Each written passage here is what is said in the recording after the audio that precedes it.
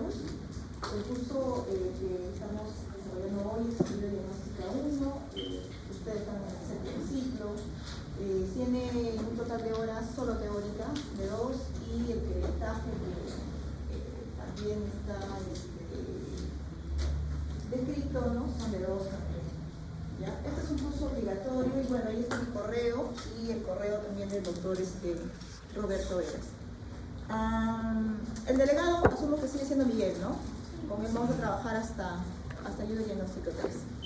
El propósito del curso, ya que ustedes ya lo han tenido antes que viniera medicina, entonces tratamos de coger al menos los temas muy parecidos a lo que van a desarrollar en medicina. Entonces ustedes, la primera unidad de medicina, van a desarrollar el tema de infectología, ¿no? Van a ver enfermedades infecciosas y también tengo por entendido que van a desarrollar un capítulo de digestivo y también un capítulo de cardiovascular. Por lo tanto, vamos a ir de la mano, ¿no? Con esos temas en lo que es la laboratorio, en lo que debería ser radiología. Bueno, estos son los criterios, ¿ya? El nivel de logro, bueno, las unidades, cosas de 2 unidades, cada unidad dentro de los temas están tanto la parte de laboratorio como la parte de radiología. Por ejemplo, el día de hoy, si bien es cierto estamos haciendo la presentación del curso, vamos a tocar un poco de lo que es el proceso inflamatorio e infeccioso. Ya la siguiente semana con el doctor Eras tocarán pues problemas, ¿no? A nivel del sistema respiratorio, ¿no? Patrón alveolar, patrón intersticial y patrón gravitario. La siguiente semana, la semana 3, estaremos viendo enfermedades de micobacterias. Vamos a hablar básicamente de lo que es el micobacterio tuberculoso. Bueno, la cuarta semana corresponde al tema del doctor Eras, ¿no? Patrón nódulo masa, ¿no? Masa. En la quinta semana estaremos viendo enfermedades tropicales, dengue, fiebre amarilla. Igual, ¿no? Continuamos con patrón atelectásico con doctor Eras. Veremos en la séptima semana enfermedades virales, estas enfermedades saltando a estas. Y la octava semana corresponde al tema de radiología, ¿no? Tuberculosis pulmonar, cáncer, absceso. Y la novena semana, bueno, es una semana de exposiciones, ¿ya? Entonces, para eso, tenía entendido que ustedes eran 62, no sé cuántos eran hasta ahora matriculados. ¿Ya? Si son 62, estaba pensando, porque yo ya les he puesto aquí los temas, estos son los temas, ya para los seminarios. Entonces, estaba pensando que ustedes formen grupos de 10, ¿no? Y 2 grupos pues de 11. No tengo exactamente cuántos alumnos son. Hasta el domingo que pasó, el doctor Arias me ha enviado que era una lista de 62 alumnos, pero me parece que son más ahorita lo que estoy contando. Bueno, en dependencia de ello nos vamos a organizar, ¿ya? Pero solamente van a formar 6 grupos y los temas que van a exponer es ellos, ¿no? Relacionado obviamente a lo que se hacen en medicina, ¿no?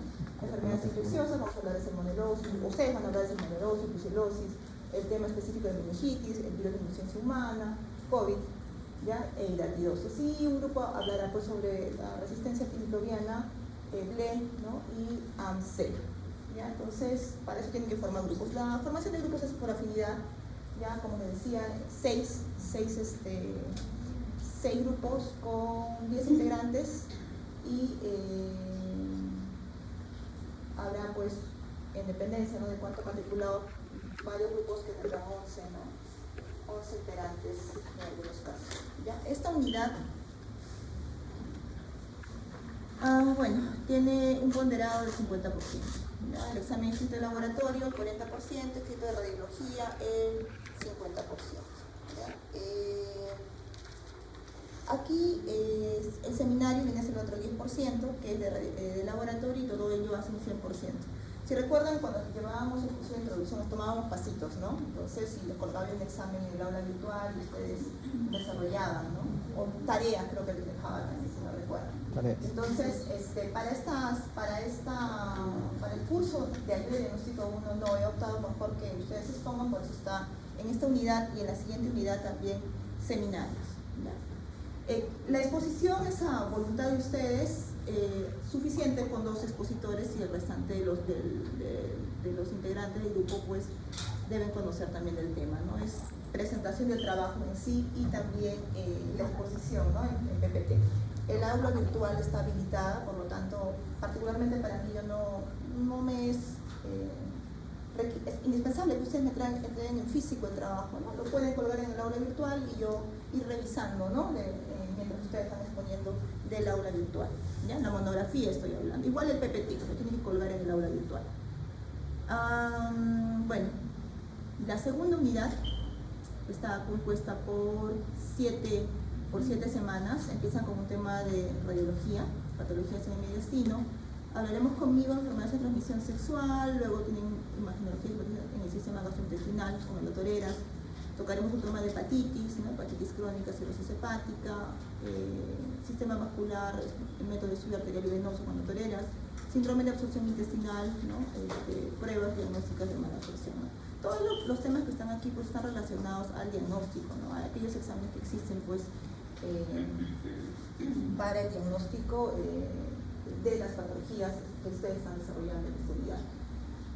En cuanto a los seminarios, igual, ¿no? Son seis temas. Ahí están, ¿no? Enfermedad celíaca, SPRUE, tropical, no tropical, hepatitis aguda, algunas pruebas de función hepática, ¿no? Tienen un tema, me parece que de litiasis vesicular, pues tomarán énfasis pues, en lo que son las pruebas de colistasis, ¿no? Marcadores sanguíneos utilizados en el diagnóstico y pronóstico de vía cardiovascular e insuficiencia cardíaca congestiva, obviamente los marcadores bioquímicos, ¿no?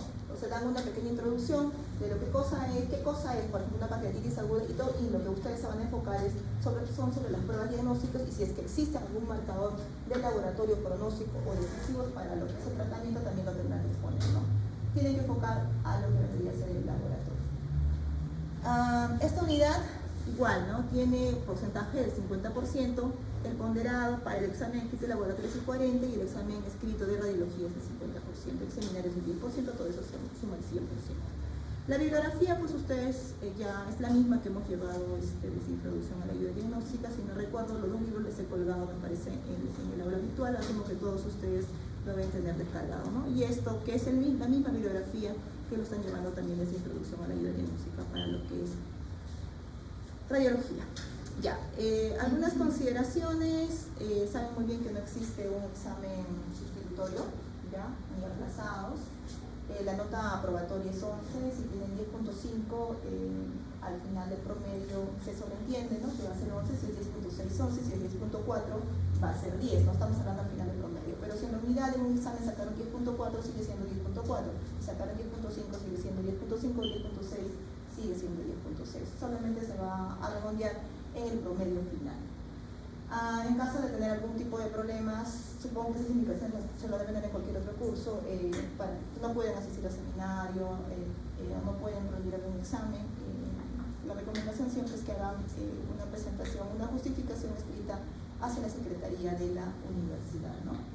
Y a través de su delegado la comunicación previa, ¿no? Para la justificación primero con el docente y ya pues luego seguirá el trámite regular para la programación correspondiente si en caso no han dado el examen y si en caso no han presentado el seminario, ver la posibilidad cómo justificamos el seminario, ¿ya?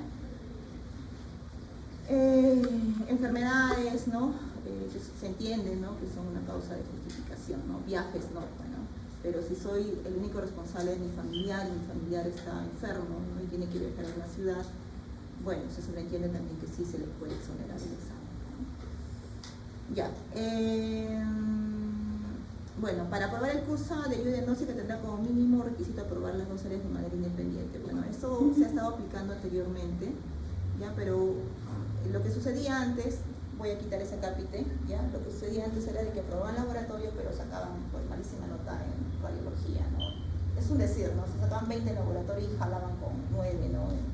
En radiología, o 18 en laboratorio y jalaban con 9, ¿no? En radiología, y no era pues una condición para aprobar. Pero ya no se está tomando esa cápita, así que lo voy a quitar. Así que lo vamos a quitar antes que se me olvide. En relación a la programación de los exámenes, lo voy a mostrar. Aquí está, esto lo quitamos. Bueno, la entrega de los instrumentos, revisión de los exámenes, se presentará dentro de 24 horas, ¿no? Si en caso alguien quisiera una revisión de examen, Aquí se les pone, ¿no? Se les tenga su decano, pues parte, ¿no?, de lo que indica la universidad, pero yo no he sido exigente. Si ustedes quieren que revisemos el examen, lo hacemos una revisión de manera personal, ¿ya? Y vemos y absolvemos algún tipo de dudas. Bueno, este es de manera resumida todo el contenido que vamos a desarrollar durante las 2 unidades, que cada unidad tiene pues tanto la parte de laboratorio y la parte de radiología, y hay un examen de laboratorio y hay un examen de radiología, en total son 4 exámenes. En cuanto a las fechas, nosotros tenemos clases los días miércoles, ¿ya? Pero eso no significa que solo los miércoles vamos a tomar la evaluación de ayuda diagnóstica 1. Asumo que sus docentes del día lunes o martes, del mismo día de hoy que me han precedido, les han explicado al respecto de las evaluaciones. La dirección ha pedido de que se tome solo una evaluación en una sola fecha de un curso nada más, ¿no? Es decir, si ustedes tienen medicina hoy, el examen, yo no puedo tomarles el examen de laboratorio hoy, ¿no? Pero lamentablemente las fechas a veces culminamos, ¿no?, las semanas y coincidimos, y podemos coincidir también en cuanto a fechas, ¿no?, de examen. Entonces lo que se está haciendo es tratar de acomodar, ¿no?, durante la semana. Entonces por eso es que no tiene fecha ese examen, ¿ya? Dice examen laboratorio y radiología. Ven ustedes que la semana 9, la clase 8-9 termina el 10 de mayo, ¿no? Sin embargo, tienen la clase del 17, o sea, el examen podría ser el 11, el 12, el 13, el 14, ¿no?, hasta el 17. ¿Ya? Yo he propuesto, ya lo propuse, estamos esperando la aprobación mediante resolución más bien del examen, ¿ya?, de la primera unidad, que es mayo, ¿no? Ya, para lo que es radiología lo he propuesto para el jueves 11, ¿ya?, y lo que es laboratorio para el jueves 18. Tampoco tiene la programación, lo que nos indicó una hora por determinada, ¿no? Entonces, yo también estoy proponiendo que sea pues después de su curso. Me parece que tienen un curso que culmina a las 6 de la tarde, más o menos, el día jueves. Entonces, después de ese curso serían las evaluaciones, ¿ya? Entonces, he propuesto esas fechas, pero todavía no tenemos aprobada la resolución. Cuando tengamos aprobada la resolución, se lo comunicaría yo a ustedes, y a ustedes también, mediante un documento, supongo que dirección les hará el comunicado, ¿no?, para que tengan el cronograma de toda la evaluación, de todos sus cursos, ¿ya? Se nos ha indicado también que los exámenes son inamovibles, no se puede cambiar, ¿ya?, bajo ninguna circunstancia, si una vez aprobada mediante resolución. Y más bien sí, ya el segundo examen de laboratorio y el segundo examen de radiología se ha programado para una sola fecha, ¿ya? Los 2 exámenes lo van a rendir en una sola fecha. Bueno, ese es el tentativo, ¿no? ¿Por qué? Porque ya me ganaron. Los demás docentes de ustedes, de sus cursos, cogieron toda la semana, la última semana de evaluaciones, que es la semana que va desde el 3 hasta el día 7. Entonces, si no recuerdo, les he puesto la fecha 4, si no recuerdo, 4 para sus evaluaciones, ¿ya?, que tampoco es un día que les corresponde, ¿no?, como curso. Ya la siguiente semana de julio se nos ha indicado que les entrega de actas, por lo tanto no podemos tomar ningún tipo de evaluaciones, ¿ya? Más bien los temas, los seminarios sí pues están ahí con fechas, pero todavía los exámenes no tienen fechas, pero también estamos esperando la aprobación bajo resolución. No sé si hay alguna duda o consulta al respecto.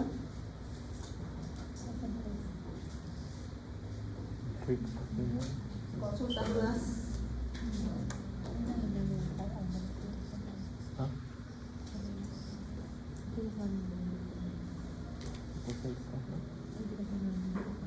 Ya, chicos, entonces, bueno, la única recomendación, ¿no?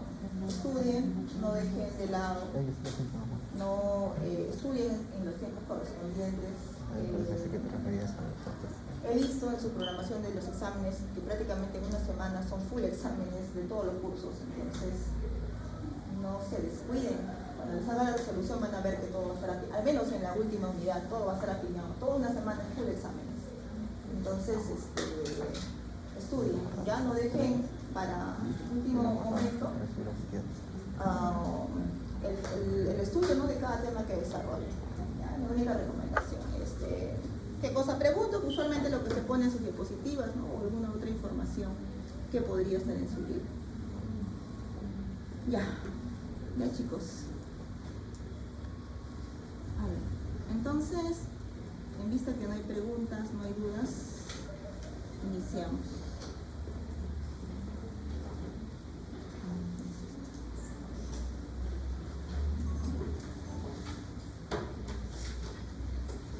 No hay consultas, ¿no? No hay dudas. Dime. Ah, sí, en el aula virtual las voy a colocar, ¿ya? Todo lo que es el material, las diapositivas, las voy a colocar en el aula virtual. Y no se olviden que su seminario también tiene que estar recibido en el aula virtual. Por favor, traten de organizarse ya para la siguiente semana, de esta a la otra que me toca con ustedes. Bueno, cada 2 semanas me toca con ustedes, ya los grupos. O en esos días, ¿no? Su delegado, yo que tengo mi teléfono, me escriba, doctora, estos son los grupos y asignamos ya los temas, ¿ya? Para su seminario. 10 integrantes, ¿ya? En caso 62 son ustedes, 2 grupos serán por de 11. Bien chicos, vamos a hablar sobre el laboratorio clínico en el proceso inflamatorio infeccioso, ¿ya? Como les dije en un inicio, el propósito del curso es de ayuda diagnóstica, en realidad es ir de la mano, ¿no? Con lo que ustedes están desarrollando en la parte de medicina, ¿no?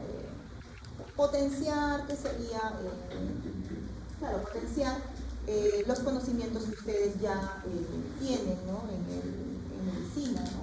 Ven un capítulo o dentro del desarrollo de sus temas, ¿no? También ven la parte diagnóstica, ¿no? Tocan, si bien es cierto, no de manera tan profunda, ¿no? La parte de laboratorio o la parte de radiología, pero siempre lo tienen en consideración, ¿no? Entonces, por ejemplo, cuando hablan de neumonía, en la parte de infecciosas, hablarán pues de métodos deductivos, ¿no? De esputo, hablarán de una placa radiográfica, ¿no? O cómo es que se aprecia una placa radiográfica, por ejemplo, un derrame, ¿no? No sé. Entonces, el propósito de laboratorio y de radiología dentro del curso de ayuda diagnóstica es tratar de reforzar los conocimientos que ustedes también ya han adquirido en medicina, ¿no? Existe en realidad una gran diversidad de pruebas que se presentan o que se elevan frente a un proceso inflamatorio y más aún frente a un proceso inflamatorio infeccioso. O sea, inflamación no es lo mismo que infección, por eso dice ahí inflamatorio infeccioso. Un proceso inflamatorio lo puede desarrollar un proceso infeccioso, viral, ¿no? Bacteriano, micótico, o un proceso no infeccioso, una enfermedad autoinmune, por ejemplo, puede desarrollar o desencadenar un proceso inflamatorio. Entonces, existe una gran diversidad de pruebas, sin embargo, si bien es cierto, muchas de ellas son muy sensibles, pero pocos son específicas para un proceso inflamatorio de tipo infeccioso. Estamos hablando de un proceso que sea bacteriano, micótico, ¿no? O viral. Entonces, vamos a desarrollar algunas de estas pruebas, ¿no? Que justamente tienen el propósito, ¿no? De identificar el proceso inflamatorio infeccioso. No sin antes mencionar que la respuesta inflamatoria, ¿no? O inflamación corresponde a la acumulación de componentes celulares, dentro de ellos leucocitos, proteínas plasmáticas, líquido derivado de la sangre, en un tejido extravascular infectado o dañado. ¿Cuál es el propósito? De tratar de eliminar a esa sustancia, ¿no? A ese microorganismo o a ese agente que ha desencadenado la respuesta inflamatoria. Por lo tanto, van a participar una serie de mediadores, ¿no? Leucocitos, proteínas de complemento, los reactantes de fase aguda, ya sean estos reactantes que muestran niveles incrementados, hablando de reactantes positivos, o aquellos reactantes que muestran valores disminuidos, que hablamos de los reactantes negativos, ¿no? Un positivo, por ejemplo, vendría a ser la PCR y un negativo podría ser la albúmina. Cuando hablo de positivo o negativo, me estoy refiriendo que su valor sobre el valor referencial normal está por encima del 25% para hablar de positivo, ¿no? O por debajo del 25% sobre el valor normal, ¿no? Para ese marcador. A su vez, existen cambios como la vasodilatación, el aumento del flujo sanguíneo, aumento de la adhesividad de los leucocitos, aumento de la permeabilidad de los vasos a las proteínas y líquidos plasmáticos. Después se forma la fibrina, que el propósito de la fibrina es limitar la diseminación al organismo. ¿Por qué desarrollamos este tema de los marcadores, ¿no? O marcadores, o por qué estamos hablando de estas pruebas infecciosas? Porque la mayoría de enfermedades que acuden a emergencias, a consultorios, ¿no? Sobre todo a las salas de urgencias, son procesos infecciosos, ¿no? Y dentro de los infecciosos, los procesos infecciosos bacterianos, ¿no? Hay estudios, ¿no? que por ejemplo un estudio que realizaron en España, donde describen, ¿no? que el 10% de todos aquellos enfermos que acuden a la urgencia, ¿no? corresponden a un proceso infeccioso bacteriano. Y por eso que existen marcadores que deberían de ser útiles, que me permitan no solamente hacer el diagnóstico, sino también determinar su valor pronóstico o el pronóstico, y también tomar decisiones, ¿no? Si este paciente se hospitaliza o no, decidir si va a recibir tratamiento antibiótico o no, e incluso hay pruebas que te indican, ¿no? En qué momento tú debes dejar de prescribir antibióticos. Entonces, por eso es que estudiamos a estos marcadores, ¿no? Entonces, al iniciar tratamiento antibiótico, tomar decisiones diagnósticas terapéuticas de manera precoz, a través de pruebas complementarias, ¿no? cultivos, entre otros, van a tener el propósito, ¿no? de mejorar, ¿no? la tasa de supervivencia, sobre todo cuando estamos bajo el contexto de infecciones bacterianas graves, ¿no? como una bacteriemia, una sepsis o un shock séptico. Si bien es cierto, yo siempre les digo, ¿no? la clínica es muy importante en la toma o en la decisión, ¿no? de indicar algún examen en laboratorio, ¿no? Pero muchas veces la sintomatología clínica, estamos hablando de los signos y síntomas, son muy inespecíficos, ¿no? Fiebre no solamente está en un proceso infeccioso bacteriano, también puede ser un proceso infeccioso viral, ¿no? Entonces son muy inespecíficos la sintomatología, por lo tanto, he ahí, ¿no? la importancia de por qué debemos de conocer estos biomarcadores de respuesta inflamatoria e infección, ¿no? Ya que van a ser de gran ayuda para el médico, mejorando el diagnóstico y el manejo. Bueno, cuando hablamos de procesos bacterianos, ¿no? hay que recordar, ¿no? que hay enfermedades, ¿no? que usualmente terminan en ese desenlace, ¿no? que vendría a ser la sepsis, ¿no? y ese estado, ¿no? de la persona sepsis es un estado en el cual el tiempo es muy importante, ¿no? El tiempo de actuación diagnóstica y obviamente también terapéutica es muy importante. Sepsis, un ejemplo claro de enfermedad tiempo dependiente. Si no hago un diagnóstico adecuado, no instauraré un tratamiento adecuado y por lo tanto va a estar asociado pues quizás a mayor tasa de mortalidad, ¿no? Entonces, por eso es que surgen los diagnósticos de biomarcadores. Bueno, estos son los criterios generales de sepsis. Si bien es cierto, fiebre, frecuencia cardíaca, taquipnea, no estado mental, edema, ¿no? o hiperglicemia pueden ser criterios para definir sepsis, pero son muy inespecíficos en algunas circunstancias, ¿no? Existen otros marcadores que me podrían ayudar, ¿no? al diagnóstico, por ejemplo la leucocitosis, ¿no? mayor a leucemia, o leucopenia en casos ya muy graves, leucocitosis con neutrofilia a lo mejor, ¿no?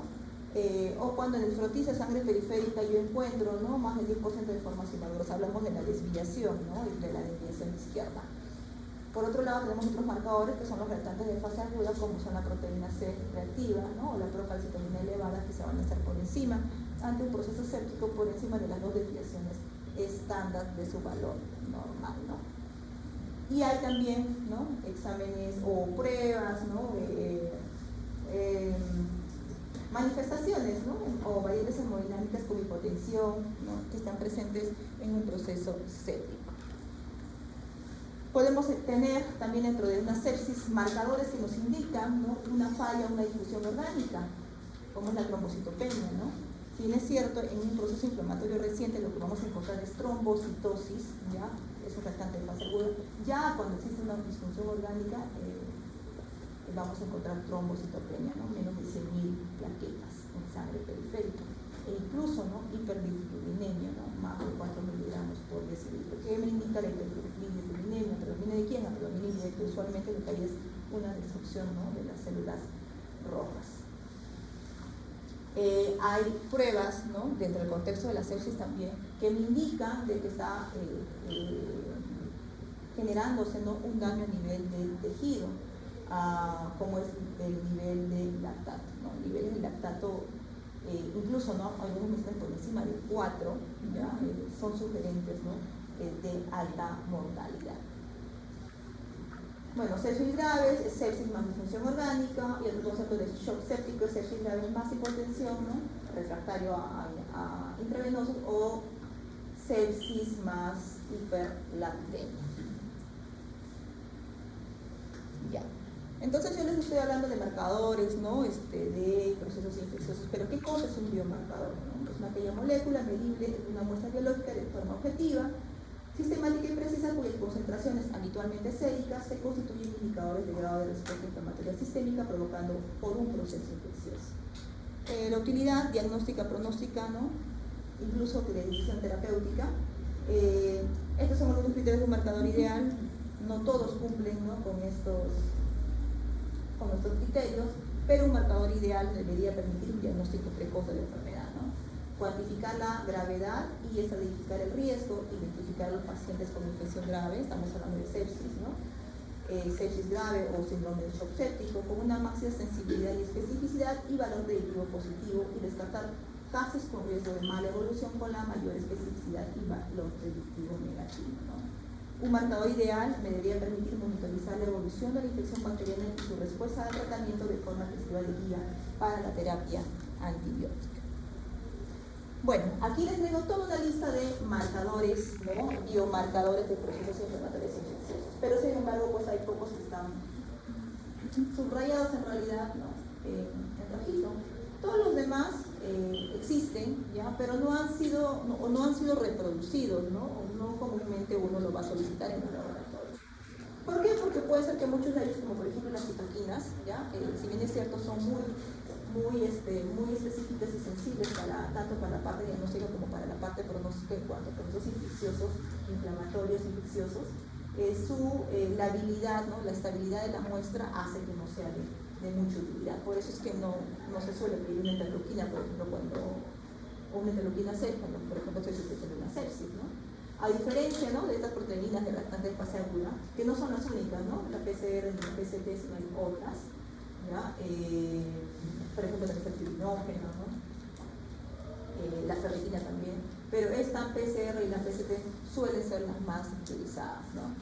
Tanto para la parte diagnóstica como para la parte pronóstica de la enfermedad, ¿no? Por ejemplo, la PCR se ha relacionado con infecciones bacterianas, sepsis, gravedad, sepsis grave, ¿no? Shock séptico, bacteriemia, mala evolución, asociados incluso a mortalidad, y sirven como guía de tratamiento antibiótico, ¿no? Si bien es cierto, si quiero comparar PCR con PCT, que la PCT tiene la misma, ¿no?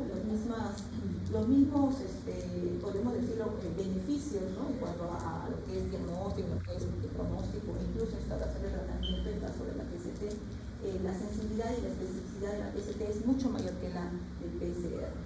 Bueno, PCT para el diagnóstico, PCT es la procalcitonina para lo que vendría a ser el pronóstico, ¿no? Se relaciona con infección bacteriana, sepsis grave, ¿no?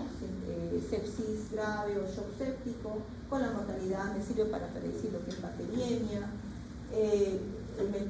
me sirve para determinar, ¿no? que está yendo el paciente está evolucionando mal, no es una falla orgánica, por ejemplo, ¿no? La necesidad o no de dar un tratamiento, o incluso, ¿no? Si en caso los valores, ¿no? de la procalcitonina mejora, yo puedo decir hasta aquí, ¿no? Ya no debo instaurar el tratamiento antibiótico. Ya. Tenemos otro marcador que está aquí subrayado, ¿ya? Que es el lactato, ¿ya? Este lactato no me sirve tanto para hacer el diagnóstico, lo que me sirve para hacer el pronóstico. ¿Por qué no para el diagnóstico? Porque se lea pues ya en estados ya más avanzados de la enfermedad. Ya esto surge como consecuencia de la destrucción celular, ¿no? Que se da bajo el contexto de una CID, por ejemplo, ¿no? O bajo el contexto de un shock séptico. Entonces, un mejor marcador de hipoperfusión e hipoxia tisular, predictor de mala evolución, gravedad, ¿no? Nuevamente, shock, sepsis grave, y SSG, que es SG significa shock grave, y SS es el shock séptico, ¿ya? Y mortalidad, utilidad de seriación, ¿no? Y medición del aclaramiento, dice, ¿no? Respuesta a tratamiento también sirve lo que vendría a ser el lactato. Ya, esos son, entre toda esa lista que ustedes ven de marcadores, ¿no? Biomarcadores de procesos inflamatorios infecciosos, ¿no? Los más importantes. Entonces, por lo tanto, no vamos a hablar de todos ellos, ¿no? Vamos a hablar de aquellos que ustedes sí van a utilizar y estamos seguros que lo van a pedir en algún momento de su práctica clínica. ¿Qué consideraciones deberíamos de tener y cinéticas, ¿no? En relación a los biomarcadores de respuesta inflamatoria en enfermedades infecciosas? Bueno, ya de por sí la historia clínica es distinta, ¿no? O es diferente en cada persona, ¿no? En dependencia de qué estado infeccioso presenta, ¿no? Hay que considerar al momento de interpretar un biomarcador la edad de la persona, incluso el sexo, ¿no? Porque los rangos referenciales son muy distintos. Además, ¿no? Además de todo lo anteriormente mencionado, es importante recordar, ¿no? El paciente tomó un antibiótico y si este antibiótico lo tomó 72 horas, porque se ha visto que muchos de los biomarcadores muestran niveles más bajos y eso están relacionados al consumo de algún tipo de antibiótico previo, ¿no? A las 72 horas. ¿Cuánto tiempo de evolución de sintomatología tiene y posible agresión bacteriana, ¿no? Dentro de la cinética de los biomarcadores, hay biomarcadores que se elevan pues, tras el paso, ¿no? de 2 horas, hay otros que se elevan a las 6, ¿no? Otros a las 12, y en el caso del lactato, ¿no? Mucho ya más tardío, ¿no? Cuando ya hay un cuadro de CID. Entonces es importante el tiempo de la evolución de la sintomatología. Junto con ello también valorar la propia cinética de los biomarcadores, ¿no? El tiempo de pico máximo sanguíneo de la respuesta del biomarcador y vida media, ¿no? Condición con la cual va a condicionar su utilidad y determinar cuáles de ellos son los más indicados, ¿no? De razones por las cuales muchas veces, a pesar de su negatividad de los resultados, yo tengo la sospecha aún que soy un proceso inflamatorio infeccioso, una sepsis, ¿no? Salen negativos, tendré que repetir, ¿no? Estos exámenes a las 6 horas, si sigue salen negativos a las 8, a las 12 o a las 24, ¿no? Porque, por ejemplo, en el caso de la PCR, esta se eleva recién a las 12 horas, ¿no? Algunos dicen entre 12 y 14. En cambio, de la PCT tiene un tiempo elevado más corto. Entonces, si yo quiero tomar una PCR, porque es la única prueba, ¿no? del marcador inflamatorio infeccioso que tengo en mi laboratorio, entonces, si lo tomo precozmente a las 2 horas de pasado el proceso infeccioso, lo más probable es que me salga negativo. Entonces, por eso es necesario muchas veces repetir, ¿no? Repetir el examen, ¿no? entre este rango de horas. Bueno, ¿cuándo es oportuno, bajo el contexto de sepsis, hacer el diagnóstico, ¿no? Entre la segunda y las 24 horas del inicio del estímulo bacteriano? ¿Por qué? Porque en este periodo se va a poder instaurar un tratamiento y se espera pues una mejor respuesta, ¿no? Entonces, he ahí, ¿no? La importancia de tomar, ¿no? Utilizar los biomarcadores y si es posible volver a repetirlo, ¿no? En los plazos anteriormente mencionados. ¿De qué depende que los biomarcadores aparezcan, ¿no? O se muestren a nivel sérico?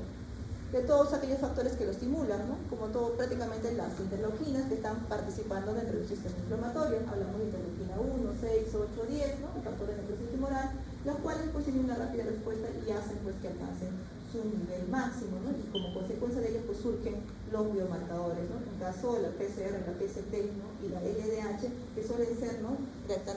Estos dos primeros reactantes de fase aguda positivos.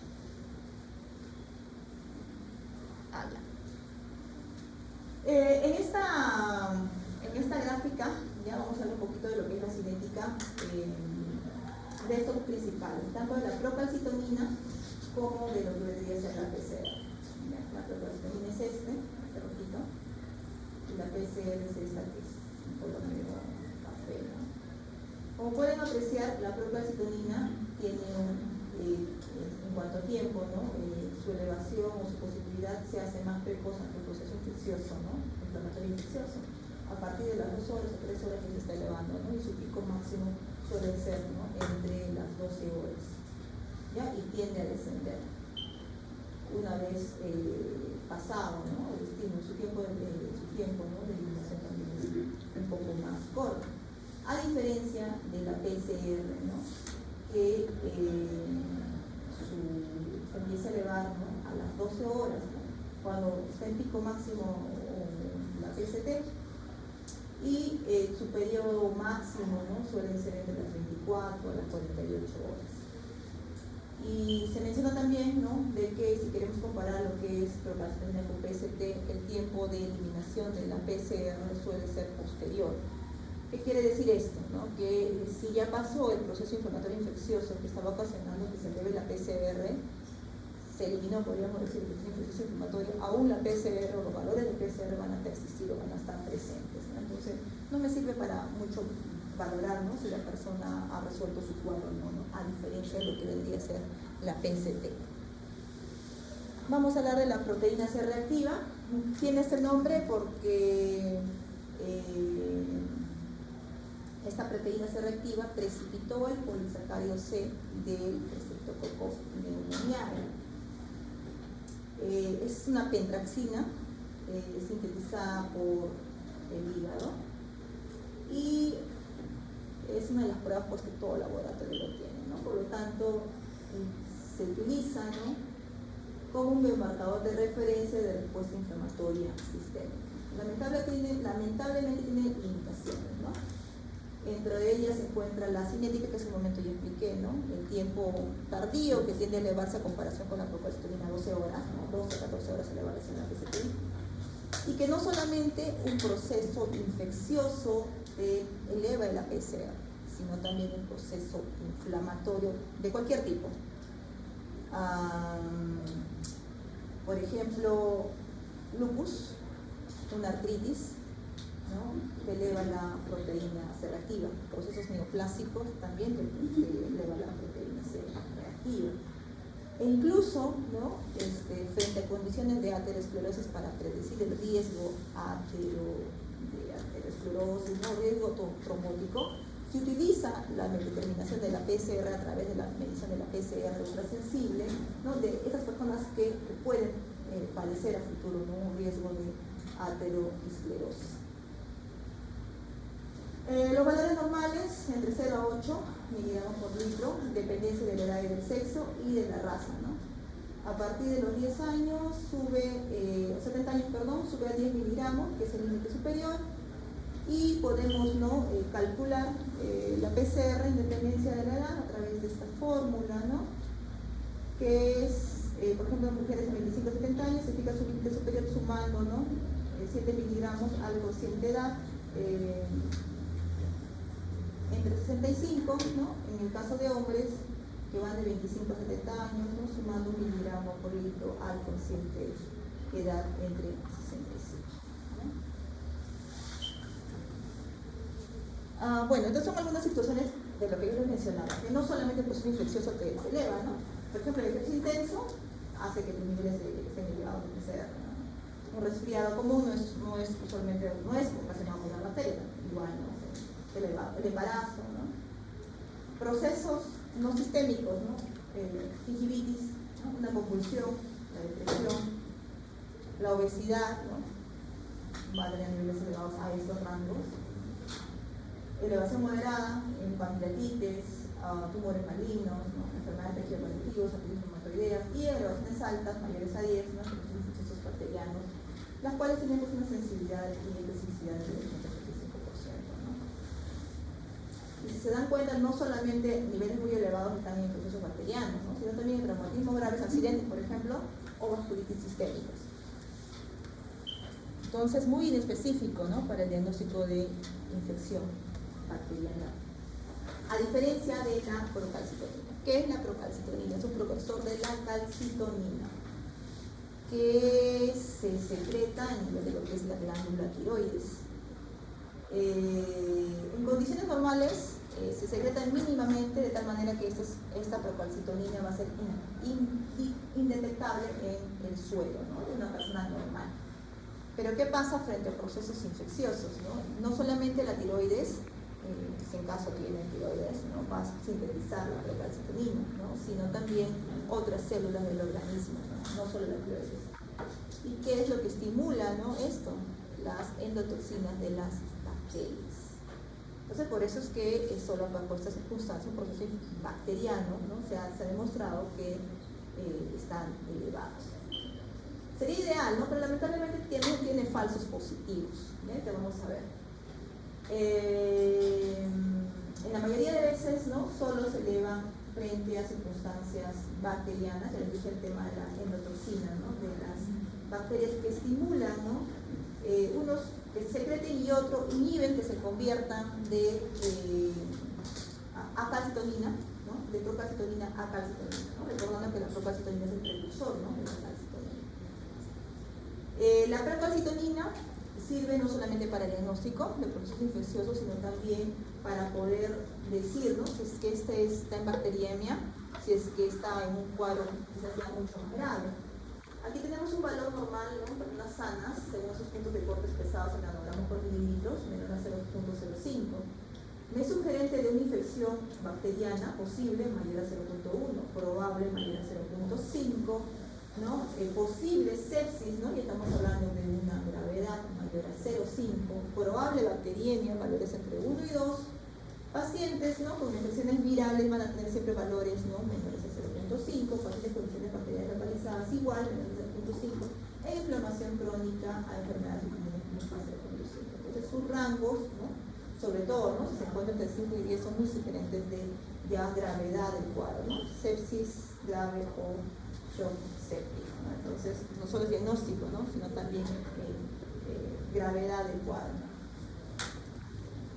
Lamentablemente hay falsos negativos y hay falsos positivos, pero si queremos compararlo con la PCR es menor, ¿no? Falsos negativos, ¿qué quiere decir, no? Situaciones en las cuales la procalcitonina está normal, pero la persona está infectada, ¿no? Con proceso infeccioso tipo bacteriano. Cuando yo tomo pues la evaluación mucho antes, ¿no? de que espere esa elevación, ¿no? El pico a las 12 horas, como mencionaba, empieza a elevarse entre las 2 a las 6 horas, ¿no? Se ha determinado en fases precoces cuando yo tomo en ese tiempo, ¿no? Antes de las 6 horas de la enfermedad. Por lo tanto, bajo estas circunstancias, nuevamente, ¿no? Si tengo alta sospecha de que está el proceso bacteriano, ¿no? Debo repetir nuevamente la procalcitonina. Cuando se trata de una infección localizada en pie no absceso, en un endocarditis subaguda crónico o en infecciones bacterianas intracelulares, ¿no? Ahí ha mostrado un falso negativo la procalcitonina. Falsos positivos, ¿qué quiere decir esto? Que el proceso bacteriano infeccioso está ausente, pero mi procalcitonina o mi resultado de procalcitonina está positivo, ¿no? O sugerente de un proceso infeccioso bacteriano. Neonatos, ¿ya? Pero en ellos simplemente se va a regularizar, ¿ya? En el lapso de 48 a 72 horas, ya si los neonatos sanos pueden tener valores de procalcitonina elevadas, pero si lo tomo a las 72 horas de medición, nuevamente lo repito, van a estar normal. Trauma grave o cirugía mayor reciente, ¿no? Pero sus cifras no van a ser pues de 5 o de 10 como en sepsis, ¿no? Van a ser menores, entre 1.5 a 2, ¿no? Invasión fúngica, ¿no? Masiva, por ejemplo, no es bacterias, estamos hablando de hongos, ¿no? Pueden mostrar niveles elevados que están menores a 5, ¿no? Entre 2 a 5. Shock cardiogénico grave, igual, ¿no? Entre 2 a 5. Infección por Plasmodium falciparum, ¿no? La malaria, entre 2 a 5. Anomalías importantes de perfusión, ¿no? Cáncer, ¿no? Cáncer medular de tiroides, pueden mostrar niveles elevados, cáncer intestinal del pulmón, síndrome carcinoide, isquemia mesentérica, pancreatitis, ¿no? Van a existir cifras elevadas, pero no tanto mayores a 5 o 10. Algo importante dentro de la determinación de este marcador es la medición o la doble medición que debemos realizar, ¿no? ¿Por qué hacemos esta doble medición? Porque queremos saber, ¿no? Si es que la enfermedad está progresando o si es que la enfermedad está resolviéndose. Entonces, determinar el porcentaje entre dos mediciones nos puede indicar bien la progresión de la respuesta inflamatoria y la infección, ¿no? El aclaramiento de la procalcitonina en un 30-50% de ascenso o descenso son muy significativos de progresión o resolución, ¿no? El valor de referencia del cambio clínico, que es la BRC, estimado en 0.45, evita la debilidad interpersonal y posibles errores laboratorios médicos. ¿Qué quiere decir esto? Hagamos de cuenta que yo tengo un resultado de 1, ¿ya? De procalcitonina, ¿no? Pero pasa 2 horas y quiero ver, ¿no? Cómo es el comportamiento y me sale 1.30, ¿no? Es esperable, ¿no? Esa variabilidad, ¿no? O sea, es normal que yo espere esa variabilidad, ¿no? Así como también es normal que ya no sea 1, ¿no? Sino sea 0.90, ¿no? Yo espero esa variabilidad. Ya, pero por encima o por debajo de este 0.45 ya es sugerente bien de progresión o ya es sugerente bien de resolución, ¿no? Se espera entre 30 a 50%, ¿no? Progresión o resolución. Por lo que si hay una variación, ¿no?, mayor al valor de referencia de cambio clínico, siempre habrá que considerar una evolución clínica, ya sea para mejoría o ya sea para empeoramiento. Procalcitonina versus PCR o PCR versus procalcitonina, ¿no? La procalcitonina siempre es superior a la PCR para distinguir infección bacteriana, tanto de otras causas de la infección como infección vírica. La utilidad de la procalcitonina para detectar infección bacteriana es el dicho séptico. Esta es una tabla comparativa entre los dos, ¿ya? La procalcitonina y la PCR. Y cómo es el comportamiento, ¿no?, con sus sensibilidades y especificidades del diagnóstico de infecciones bacterianas, ¿no?, frente a otras causas, ¿no?, de respuestas inflamatorias infecciosas, y el diagnóstico de infecciones bacterianas frente a otras causas de infección viral, ¿no? Por ejemplo, la PCR tiene una sensibilidad para diagnóstico bacteriano, ¿no?, del 78% y una especificidad del 60%, ¿no?, para determinar o discriminar la infección bacteriana de una no bacteriana, ¿no? La PCR tiene una sensibilidad del 70% y una especificidad del 81% para determinar una infección bacteriana frente a una infección viral, ¿no? Pero si nos damos cuenta, tanto la sensibilidad y la especificidad de la procalcitonina para discriminar procesos infecciosos bacterianos de los no infecciosos versus los infecciosos bacterianos versus los infecciosos virales siempre va a ser superior, ¿no?, tanto en la sensibilidad como la especificidad comparada con la PCR, ¿no?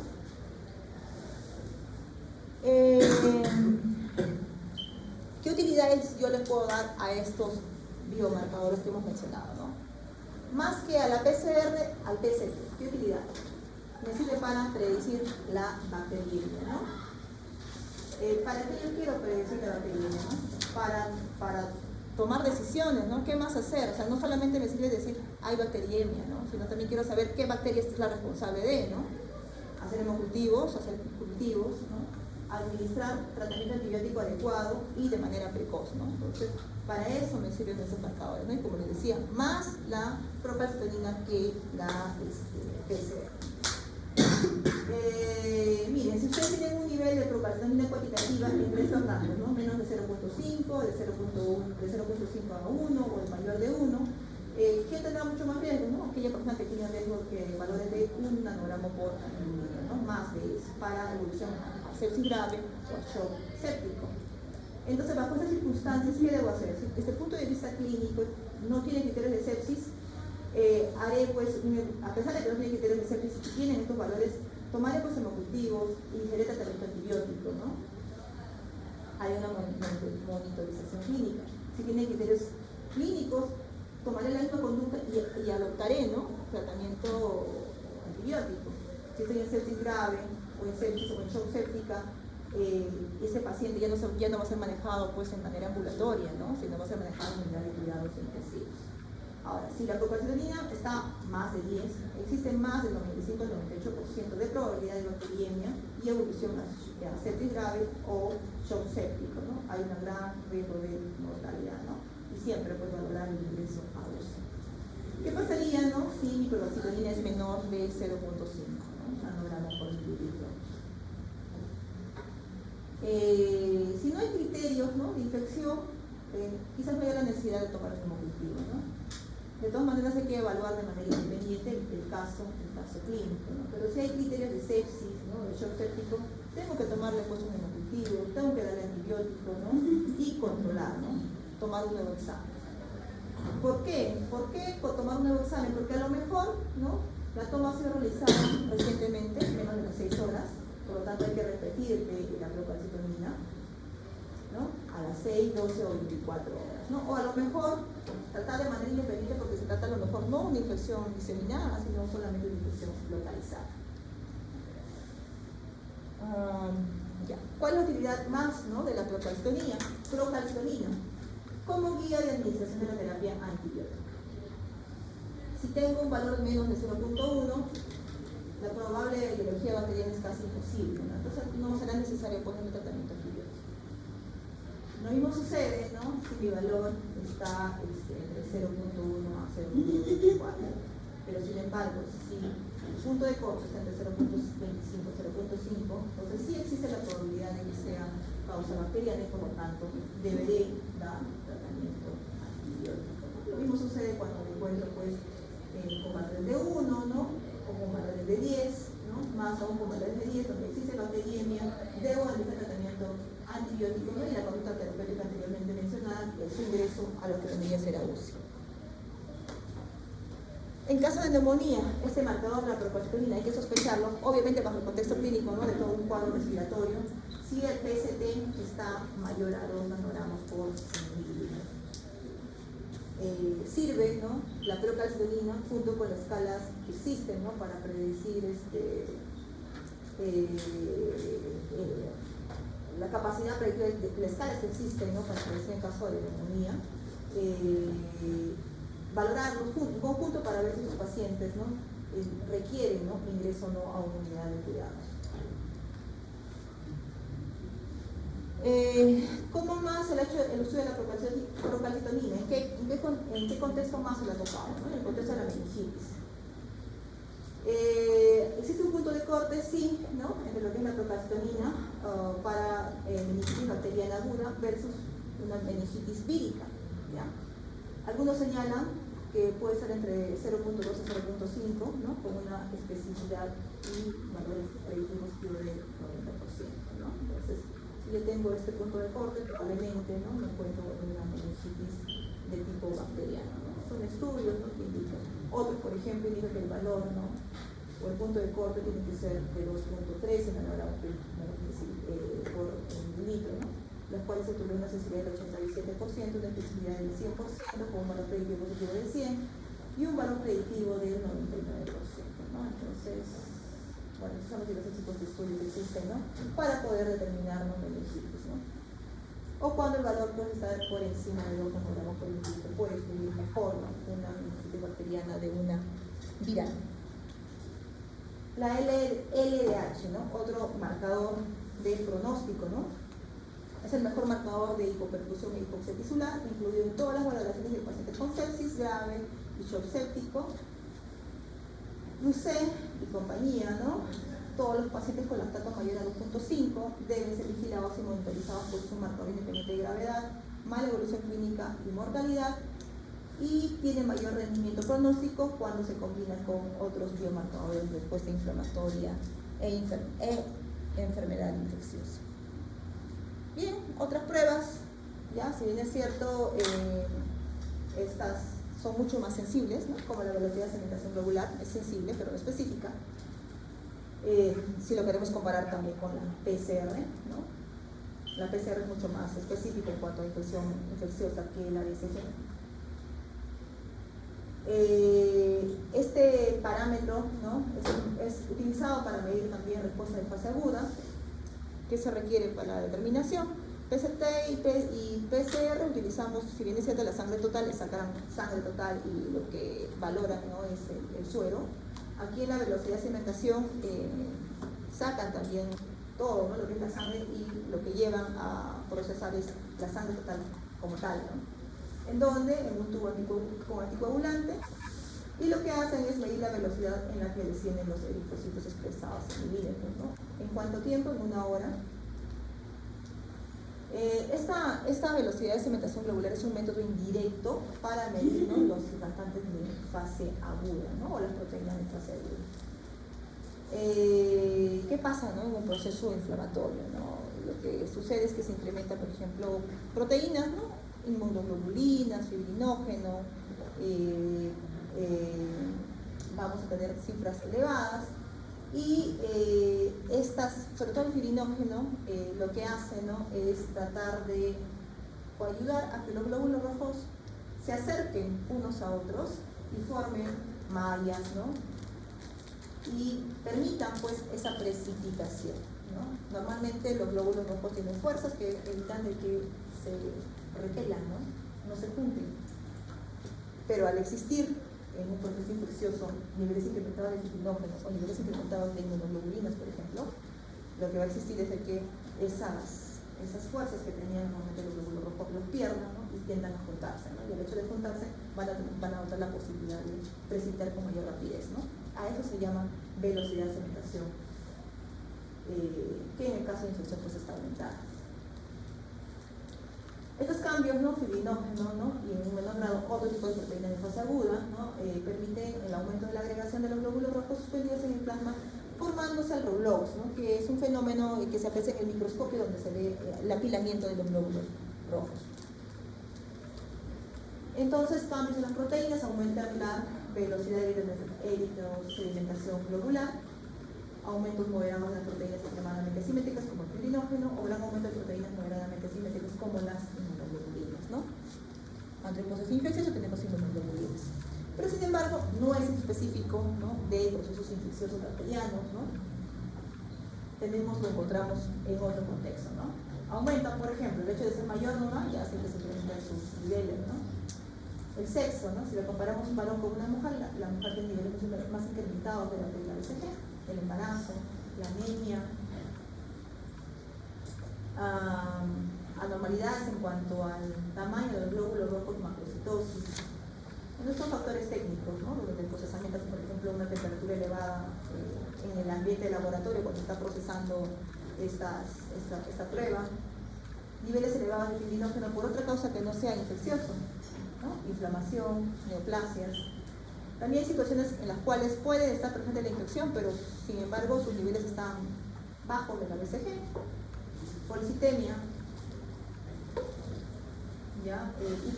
Hipofibrinogenemia, hipogamaglobulinemia, leucocitosis marcada, ¿no? Procesos técnicos o procesamiento técnico inadecuado, ¿no? Formación de coágulos, por ejemplo, anormalidades en los eritrocitos, ¿no? Esperocitos, acantocitos, microcitos, disminuyen también los valores de la BCG, ¿no? Y bueno, estas son otras situaciones que pueden alterar de manera positiva o negativa en los resultados de la BCG. Y por último, quizás aquí un listado ya de otras pruebas de manera inespecíficas que se encuentran en un proceso infeccioso, inflamatorio infeccioso, ¿no? En mi mimeograma, ¿no? Tengo las tres series, tengo la serie blanca, la serie roja y la serie de las plaquetas, ¿no? En cuanto a la serie blanca, en un proceso infeccioso bacteriano, lo que yo usualmente espero es que sus niveles, ¿no? Se incrementen, ¿no? Leucocitosis. Y más aún, no solamente leucocitosis, sino también hay la desviación izquierda, ¿no? Hablamos de las células inmaduras. Y no solamente esto, también vamos a tener predominio de neutrófilos. Quizás en un proceso inflamatorio viral, lo que vamos a tener no es una leucocitosis, sino vamos a estar acompañados de una leucopenia. Por otro lado, la leucopenia no solamente es indicativo, ¿no? De un proceso viral, también se han encontrado en procesos infecciosos bacterianos, pero ya quizás en estados ya más avanzados de la enfermedad. El recuento de la plaqueta, inicialmente trombocitosis, luego, ¿no? Trombopenia, en la coagulación vascular diseminada, por ejemplo, aprecia esto. Cómo se encuentra, ¿no? Mi perfil de coagulación, ¿no? Cómo está mi TP, cómo está mi tiempo parcial de tromboplastina activado, que es el TPTA, ¿no? Están prolongados, ¿ya? Esto se debe a falla multiorgánica, clínicamente encontraré pues sangrado, moretones, himosis, ¿no? En cuanto a mis electrolitos, hiponatremia, hiperpotasemia o hipopotasemia, ¿no? Que me hablan de un daño renal, ¿no? O alteraciones hemostatis. Usualmente cuando también encuentren una falla multiorgánica, ¿no? Equilibrio ácido-base, acidosis metabólica, ¿no? Creatina, urea pueden estar elevados, ¿no? Falla renal ya. Lactato elevado también, ¿no? Hipoxia tisular shock. Transaminasas elevadas, mi PCR elevada y mi propastrelina elevada, ¿no? Entonces, con esto quiero decir pues que no todos, ¿no? Excepto, ¿no? La propastrelina, muchos de esos anteriores se elevan frente a cualquier otra circunstancia que no sea la infección bacteriana, ¿no? Cualquier proceso inflamatorio. Entonces, al momento de hacer su interpretación, que si bien es cierto me son útiles en su conjunto, pero de manera independiente o sola no me sirven, ¿no? Y más aún si no tengo de manera independiente, o más aún si a estos resultados yo no voy acompañado de la clínica, ¿no? La utilidad de la procalcitonina se ha demostrado más bajo el contexto de un proceso respiratorio, ¿no?, que bajo el contexto de un proceso de meningitis o que bajo el contexto, por ejemplo, de una infección urinaria, ¿no? La utilidad tanto diagnóstica, terapéutica incluso, ¿no?, y la conducta seguida de la procalcitonina ha tenido mayor, ¿no?, realce en lo que es un proceso infeccioso de tipo respiratorio. Ya, chicos, no sé si hasta ahí hay alguna consulta porque esa es la última diapositiva.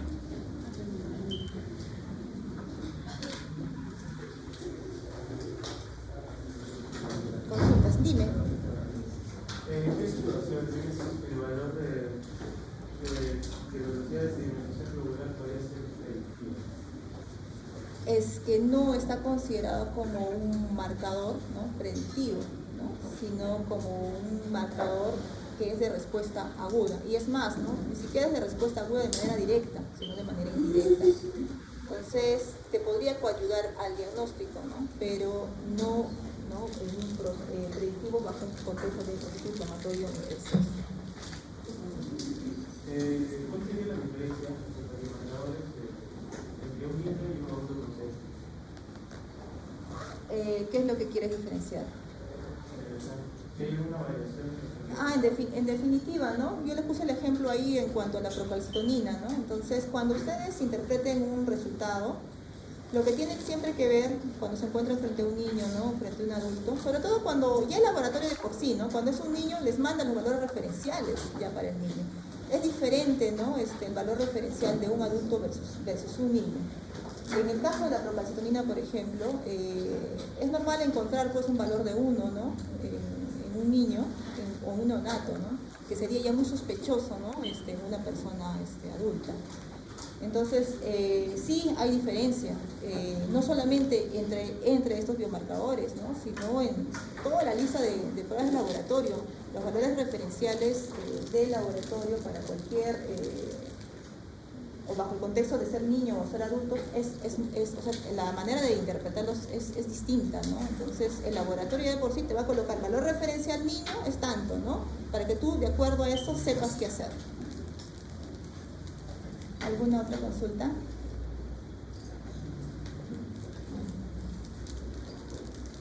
Ya, chicos, entonces esta clase va a estar en el aula virtual. Las diapositivas, lo voy a colocar también la lectura, ya, de donde lo he tocado, y también hay una, me parece que no lo he eliminado, todavía está en el aula virtual, ¿qué será? Pues un artículo, ¿ya? Un artículo. No me acuerdo que se ha puesto un artículo de lo que es el PCR, ¿ya? Que lo bajé de una guía y también se los voy a colocar para que ustedes lo tengan de por medio, ¿ya? Y lo puedan leer. Ya, chicos, entonces no se olviden por favor con su delegado, los grupos, para que ya les pueda asignar los temas, ¿ya?